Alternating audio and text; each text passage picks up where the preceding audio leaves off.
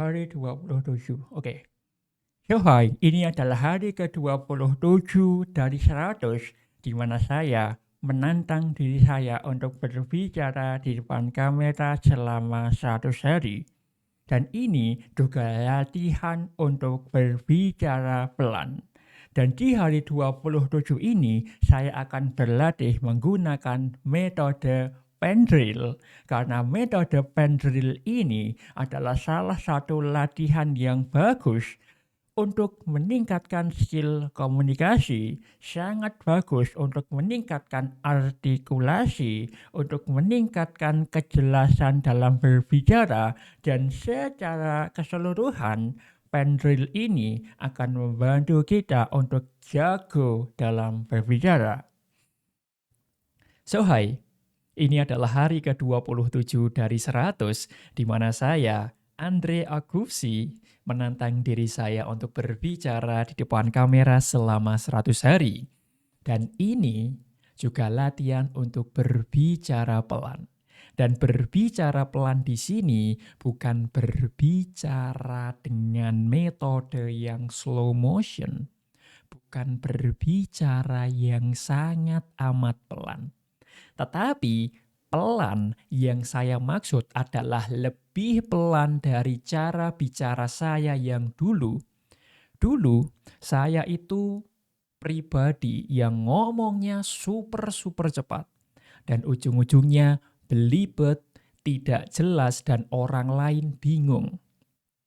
Maka dari itu, di tantangan 100 hari berbicara, saya ingin latihan untuk berbicara pelan, tidak hanya untuk meningkatkan cara omongan saya, tapi juga untuk membuat orang lain itu paham apa yang saya bicarakan. Dan di hari 27 ini saya akan berlatih menggunakan metode Pendrill, metode yang sangat bagus untuk meningkatkan skill komunikasi kita. Dan sebelum saya latihan, saya ingin mengingatkan kamu, kalau kamu punya tujuan yang sama dengan saya, ingin jago dalam bicara, ingin mahir dalam bicara, ingin percaya diri, berbicara di depan kamera, jangan lupa latihan.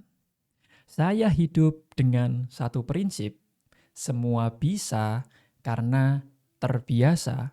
Kalau kamu ingin jago bicara, mau tidak mau kita harus terbiasa untuk berbicara. Jadi teruslah semangat dalam berproses, teruslah semangat dalam latihan. Dan sekarang saya akan mulai latihannya. Metode latihan Pendrill hari 27 dari 100 dimulai dari sekarang. Dan buku yang saya baca judulnya adalah Content Creator Black Book. Kenapa perlu jadi content creator? Di zaman digital seperti sekarang, kamu memiliki sumber daya yang cukup untuk menjadi sukses. Berbeda dengan zaman dulu, di mana hanya perusahaan besar dengan modal yang besar yang bisa menang. Yuk kita mundur sejenak. Ingatlah era kakek nenek kita. Bagaimana mereka harus bekerja membanting tulang untuk mendapatkan income setiap harinya. Hari ini, ketika kamu mau bertemu dengan ratusan orang atau bahkan ribuan orang, Anda bisa mengirimkan email. Kalau saya memiliki ratusan ribu email diri saya, atau bisa melakukan Instagram Live, dan tiba-tiba ada banyak orang yang menonton. Perkembangan teknologi hari ini membuka peluang luar biasa untuk kita. Orang biasa saja tanpa modal yang kuat sangat bisa untuk muncul ke permukaan dan dikenal oleh banyak orang melalui konten. Dan setelah membaca buku menggunakan Pendrill, langkah selanjutnya adalah baca ulang kalimat tersebut tanpa menggunakan Pendrill. Dan saya yakin kamu akan melihat, kamu akan merasakan perubahan yang sangat drastis. Kenapa perlu jadi konten kreator? Di zaman digital seperti sekarang, kamu memiliki sumber daya yang cukup untuk menjadi sukses. Berbeda dengan zaman dulu, di mana hanya perusahaan besar dengan modal uang yang besar yang bisa menang. Yuk, kita mundur sejenak. Ingatlah era kakek nenek kamu.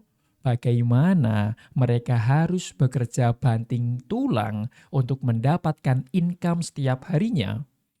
Sekarang, hari ini, ketika kamu mau bertemu dengan ratusan orang, atau bahkan ribuan orang, kamu bisa tinggal mengirimkan email atau melakukan Instagram Live dan tiba-tiba ada banyak yang menonton. Perkembangan teknologi hari ini membuka peluang luar biasa untuk kita. Orang biasa saja tanpa modal yang kuat sangat bisa untuk muncul ke permukaan dan dikenal oleh banyak orang. Dan setelah itu tinggal lakukan atau ulangi prosesnya. Kita baca sesuatu menggunakan pendril, lalu kita lepas pendril ini dan ulangi bacaannya. Saya yakin kalau kamu konsisten latihan menggunakan metode ini, artikulasi kamu akan meningkat, PD kamu akan meningkat, dan skill komunikasi kamu juga akan meningkat. Mindset. Ketika saya ngobrol dengan banyak orang yang ingin sukses di dunia digital, saya selalu mengatakan, untuk sukses di dunia digital, kamu bisa memulainya dari menjadi seorang content creator. Dan untuk menjadi content creator yang benar, Anda harus memiliki audiens. Dan audiens tersebut akan membeli apapun yang kamu tawarkan. Ini hanyalah asumsi sederhana saja. Konsep jualan itu sebenarnya cuma kumpulkan marketnya, tanya mereka butuh apa, dan berikan yang mereka butuhkan. Menjadi seorang content creator berarti kamu sudah mengumpulkan audiens kamu. Kamu juga sudah tahu apa kebutuhan mereka kalau kamu menjadi seorang content creator yang benar. Sisanya tinggal mengemas penawaran yang sesuai dengan kebutuhan mereka. Selesai.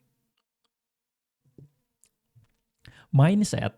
Ketika saya mengobrol dengan banyak orang yang ingin sukses di dunia digital, saya selalu mengatakan untuk sukses di dunia digital, kamu bisa memulainya dari menjadi seorang content creator. Dan untuk menjadi content creator yang benar, kamu harus memiliki audiens atau followers.